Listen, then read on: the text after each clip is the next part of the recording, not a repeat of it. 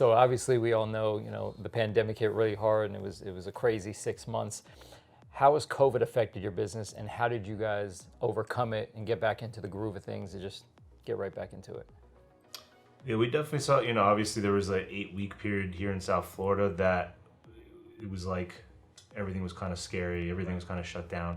The good thing about our businesses is half of our services are considered essential. Right. So we were able to keep those services going. Right. Can you tell us which services are essential? Yeah, so the governor, I think the way he had described it was if anything that would affect the patient's quality of life was not able to be delivered, then it's essential. So, for example, patients on hormone replacement, you can't start hormone replacement and then just tell someone you have to stop right now. It's going to add, it's on top of being home and stressed out, it's going to add to that. When people are feeling good, relying on those hormones, and you take that away, it's not going to be good. So that we continued, with that, and obviously these patients need to do blood work. These patients still need physicals in order to get their supplies. So that had to continue going, and then IV vitamin therapy was huge. With the vitamins that we put in these IVs, high amounts of vitamin C and zinc and magnesium. These things are so great for the immune system. So that was that continued to go on.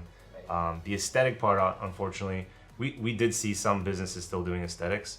We ethically did not think it was a good idea. So we did stop all aesthetic services, especially just being so close to someone's face, when all that was going on. We stopped that, but I think for us it paid off. We had, when we opened back up, by the time we opened back up, we had about a 400 to 500 person wait list for Botox.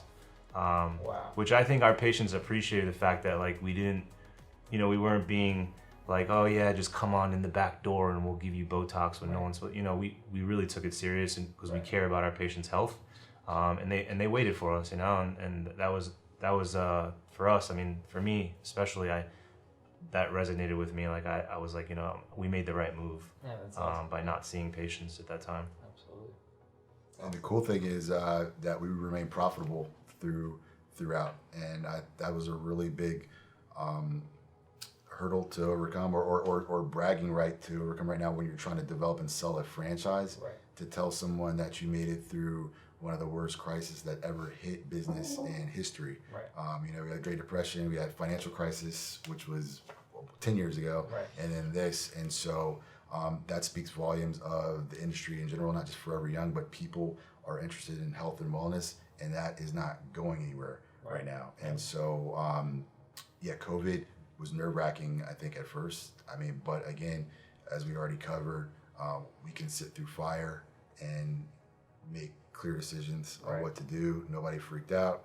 Everybody just was stable, stayed the course, made the right decisions, and boom, we're back going into season, and we're strong. So strong and profitable.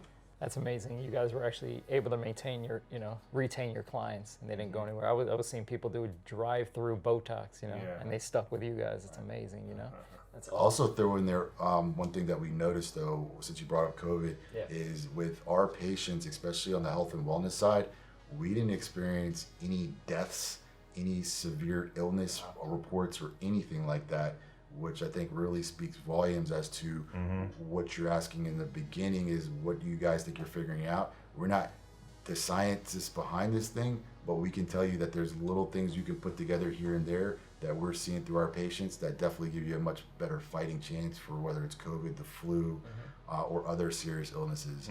And so that was glaring. Yeah.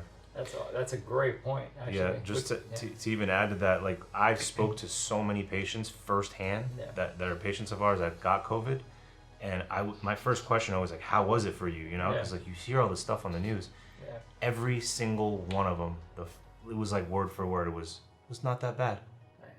And we truly believe that it has a lot to do with, if you're a patient here, we're drilling it into your head how you need to take care of your health and take your vitamins, and especially having your vitamin D and vitamin C optimized. Those things are going to protect your immune system. So these patients that actually listened to us and followed our lead, they were getting, the ones that were getting COVID were it wasn't that bad. So I don't think that's a coincidence. Because we have patients, that are 30 years old and patients that are 80 years old. And in that entire age difference. I mean, everyone said it wasn't that bad, you know. So that has to do something with the way these patients take care of their health. It's amazing. That's the one thing that the government wasn't talking about, guys. Your immune not. system, boost your immune system, boost your, Not. and you guys came through and helped people weather the storm. Yeah, they said sit home. We'll have a vaccine for you soon. Yep. Yeah. Yep. Unbelievable.